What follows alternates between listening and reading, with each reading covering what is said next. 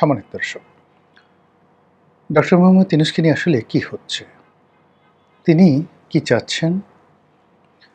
সরকার কি চাচ্ছে এবং জনগণ কি চাচ্ছে? তার যারা নিয়োগকর্তা, যারা প্রমোটার, মেন্টর, সেই পশ্চিমা দুনিয়া, বিশেষত আমেরিকা, তার ব্যাপারে কি সিদ্ধান্ত নিচ্ছে? আর তার প্রতিপক্ষ হিসেবে দেশের আওয়ামী লীগ, অন্যান্য সাধারণ যারা গ্রামীণ ব্যাংক দ্বারা ক্ষতিগ্রস্ত হয়েছেন তারা, যারা তাকে ঈর্ষা করেন, তাকে দেখলেই অনেকের মেজাজ গরম হয়ে যায় তারা, এবং বিশেষত ভারত। তারাই বা ডক্টর মোহাম্মদ ইউনূসকে অপমান, অপদস্থ করার জন্য কি পরিকল্পনা করছে, এবং এগুলো নিয়ে ক্রমশ যে পরিস্থিতি জটিল হচ্ছে আমরা স্পষ্ট বুঝতে পারছি, এবং এটা নিয়ে একটা ঝামেলা হবে।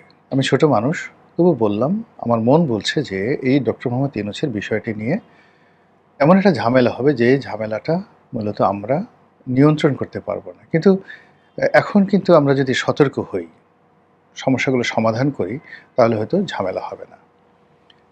ছোট্ট খবর দিয়ে বলি। খবরটা হলো যে দেশের একটা বিরাট অংশ চাচ্ছে যে ডক্টর মোহাম্মদ ইউনূসের জমানাতে যে অনিয়মগুলো হয়েছে সেগুলোর তদন্ত হোক এবং তাকে বিচারের আওতায় আনা হোক অতি দ্রুত। তিনি নিজে কী কী অনিয়ম করেছেন, দুর্নীতি করেছেন, তার সঙ্গী সাথীরা, বিশেষ করে শিক্ষা মন্ত্রণালয়, তারা অনেক উপদেষ্টা, যাদের বিরুদ্ধে স্পষ্ট দুর্নীতির অভিযোগ, মানে সারি সারি দুর্নীতির অভিযোগ জমা পড়েছে দুর্নীতি দমন কমিশনে, এবং ওই সময়টাতে যারা সমন্বয়ক ছিলেন, শীর্ষ নেতৃবৃন্দ ছিলেন, তাদের বিরুদ্ধে প্রচুর আর্থিক কেলেঙ্কারি এবং চাঁদাবাজির অভিযোগ রয়েছে। এগুলোর বিচার চাচ্ছে একটি গ্রুপ।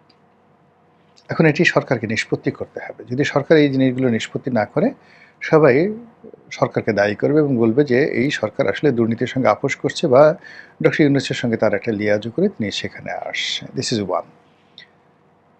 সেকেন্ড যে বিষয়টি, সেটি হলো ডক্টর মোহাম্মদ ইউনূস বিদায়ের কালে নিজেকে হঠাৎ করে ভিভিআইপি ঘোষণা করে আগামী ১ বছর তিনি রাষ্ট্রের সর্বোচ্চ যে নিরাপত্তা এসএসএফ, সেই এসএসএফ সুবিধা ভোগ করবেন, এবং এই ভোগ করতে এসএসএফের তাকে প্রোটোকল দিতে টোটাল কয়টি গাড়ি লাগবে, কজন কর্মকর্তা সেখানে থাকবেন, এবং এতে রাষ্ট্রের কত টাকা খরচ যাবে এবং এই টাকা কে দেবে, এটা আমরা জানি না।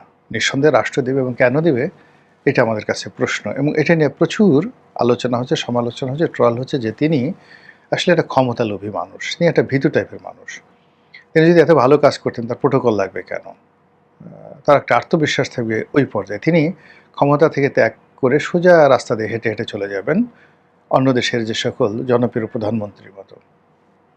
তা না করে এখন তাকে প্রোটোকল নিয়ে ঘোরাফেরা করতে হবে, চলাফেরা করতে হবে, এসএসএফ নিয়ে চলাফেরা করতে হবে।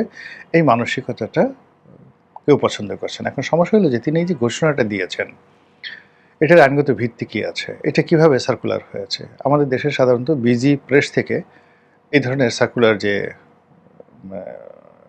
সার্কুলার হয়, সেই সার্কুলার প্রিন্টেড হয়। এখন ডক্টর মোহাম্মদ ইউনূসের এই যে ঘোষণা, যেটা বিজি প্রেস থেকে সার্কুলার হবে, সেটা খুঁজে পাওয়া যাচ্ছে না। সত্য মিথ্যা আমরা কিছু জানি না, কিন্তু এই কথা সামাজিক মাধ্যমে ভাসছে এবং বিভিন্ন মানুষ এটাকে নিয়ে ট্রল করছে যে নিজেকে নিজে ভিআইপি ঘোষণা করছে, নিজেকে নিজের প্রোটেকশন দিচ্ছে। তাহলে তার আর শেখ হাসিনার মধ্যে পার্থক্য রইল কি? শেখ হাসিনা গণভবন লিখে নিয়েছিলেন, তার পরিবার পরিজনের জন্য আজীবন সেই নিরাপত্তা, বঙ্গবন্ধুর নাতিপুতিরাও পর্যন্ত নিরাপত্তা পাবে। তো এই কাজগুলো তিনি করেছেন, সেই কাজ যদি ডক্টর মোহাম্মদ ইউনূস করেন, তাহলে তো শেখ হাসিনার মধ্যে তার কোনো বেসিক পরিবর্তন রইল না। এগুলো নিয়ে মানুষ সমালোচনা করছে, এটার একটা বিহিত করা দরকার। এর মধ্যে হঠাৎ করে খবর ছড়িয়ে পড়ল যে তার যে ভিআইপি প্রোটোকল, এই ভিআইপি প্রোটোকল ১ বছরের জায়গাতে এটা সরকার কমিয়ে ৬ মাস করেছে। এটি নিয়ে খুব তোলপাড়, বিভিন্ন পক্ষ। এখন কি হবে? আগস্ট মাসের পর তো সে আর রাস্তায় বেরোতে পারবে না, তাকে লোকজন যে কোনো সময় আক্রমণ করতে পারে, ইত্যাদি ইত্যাদি। এবং সঙ্গতির কারণে এমনভাবে এটা নিয়ে ট্রল হচ্ছিল, আলোচনা হচ্ছিল, এটা সত্য মিথ্যা ডাজ নট ম্যাটার, কিন্তু এতে করে ডক্টর মোহাম্মদ ইউনূস এবং তার যে সঙ্গী সাথী রয়েছেন তাদের মধ্যে মারাত্মক আতঙ্ক ছড়িয়ে পড়ে। এবং পরবর্তীতে ইত্তেফাকের আর একটা খবরে দেখলাম, কার্ডে দেখলাম যে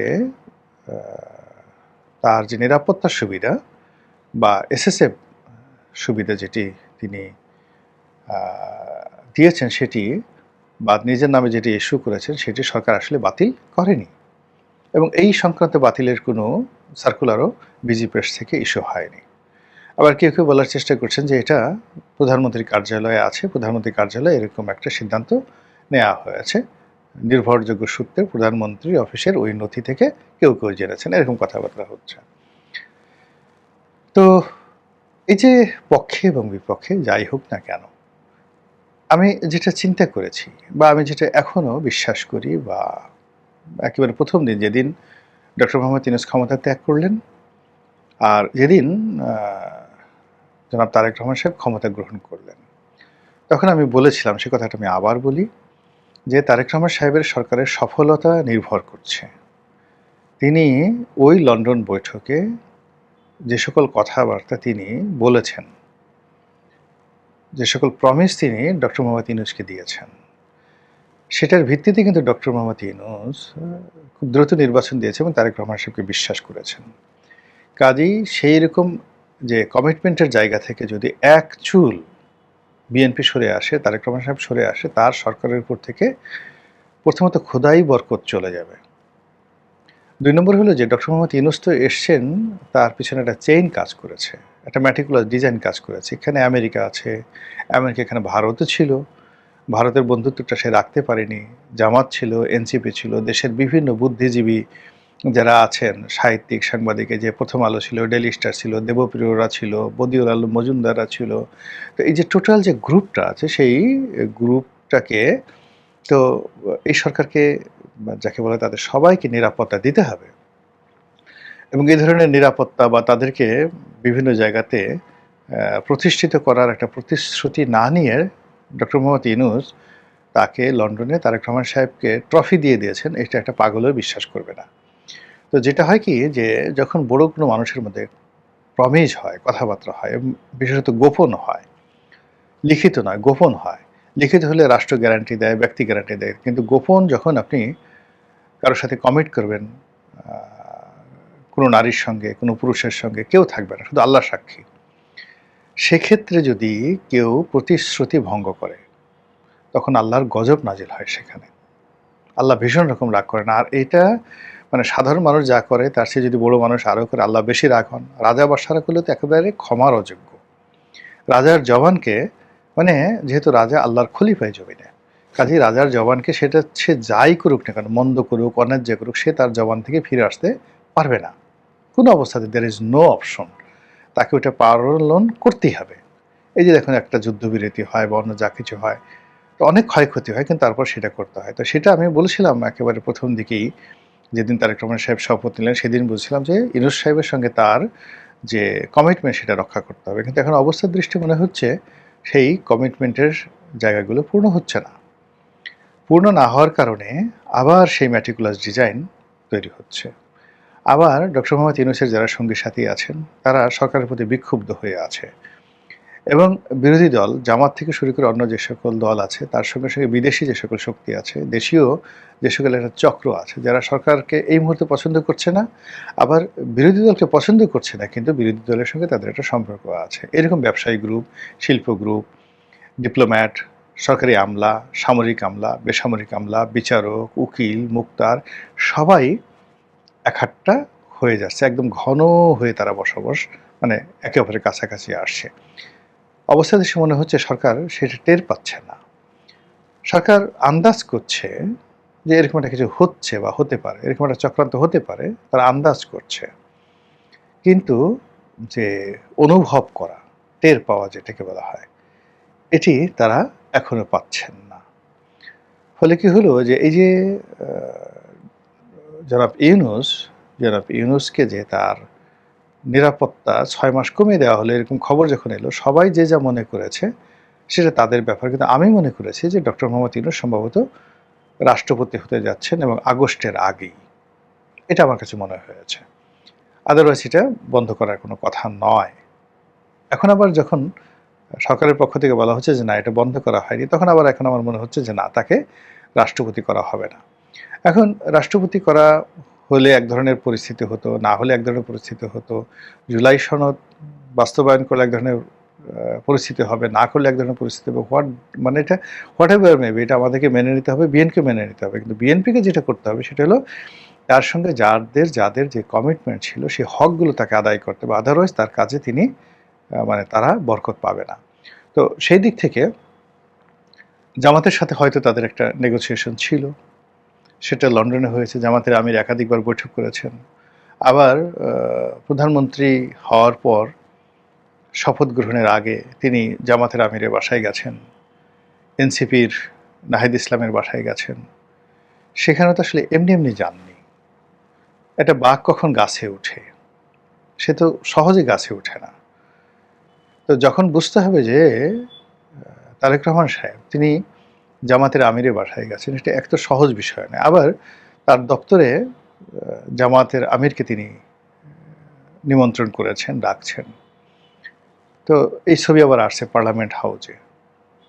এগুলো এমনি এমনি না, এগুলোর পেছনে নিঃসন্দেহে জামাতের সঙ্গে বিএনপির একটা সমঝোতা আছে, কথা আছে, বার্তা আছে। কিন্তু এগুলো মান্য করতে হবে, সম্মান দেখাতে হবে এবং এইগুলো অক্ষরে অক্ষরে পালন করতে হবে।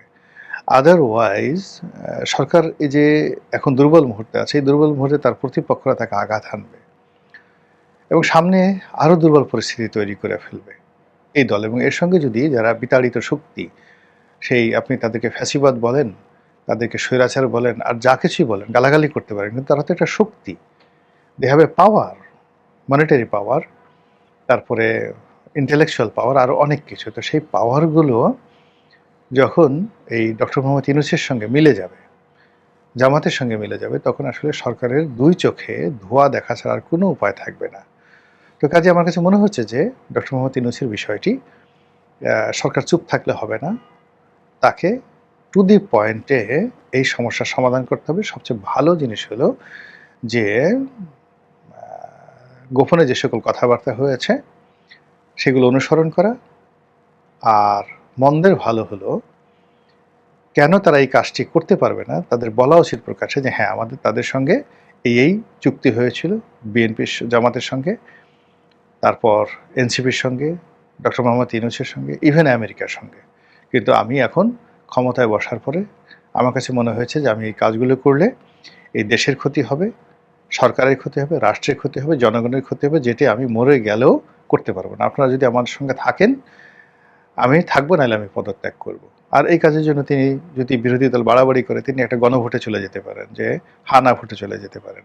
তো এরকমভাবে অনেকগুলো ওয়ে আছে। তো সেই ওয়েগুলো না করে যখনই শুধু চুপ থাকা হয়, তখনই তলে তলে পর্দার আড়ালে গুপ্তভাবে অনেক চক্রান্ত দানা বাঁধে এবং সেই প্রাসাদ ষড়যন্ত্রে এই পৃথিবীর অনেক কিছু তছনছ হয়েছে। আল্লাহ আমাদেরকে সেই তছনছ হওয়া থেকে রক্ষা করুন, হেফাজত করুন। আসসালামু আলাইকুম ওয়া রাহমাতুল্লাহি ওয়া বারাকাতুহু।